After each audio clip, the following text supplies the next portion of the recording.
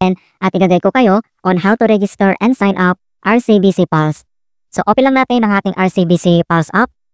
So ang next step ay click mo lang dito yung sign up. And andito naman, so do you have an existing RCBC account or credit card? So may option dito. So I want to link my account or credit card to RCBC Pulse, and then I want to open a new RCBC account. So isilik lang natin dito yung I want to link my account, mga kaibigan, dahil mayroon na tayong account sa RCBC. So click lang natin yan, dito yung circular icon na yan. And then click mo lang dito yung continue. And dito sa choose your account type, so select ka lang dito kung anong gusto mong i-link, yung my debit ATM card, deposit account, or RCBC credit card. So select lang natin dito yung ating deposit account and then click. And dito sa terms and conditions, so kailangan mo lang yan basahin. And then i-move mo lang dito guys, ganyan, move natin yan. And then dito sa baba ay kailangan mo lang i-click dito yung I agree. And next step, so deposit account. And then kailangan na natin itong ilagay yung ating account number. Then click mo lang dito yung continue.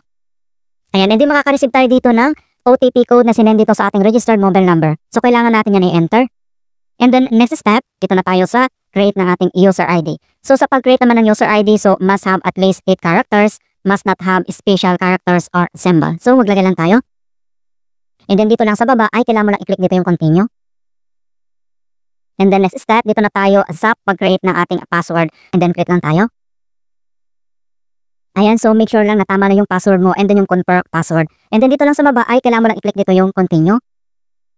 And then nandito na, so is this correct? So double check lang dito yung ating username, yung email address na registered dito sa ating RCBC account, and then yung mobile number natin, and then RCBC account, account type, deposit account, and then yung account number natin, and then click mo lang dito yung continue.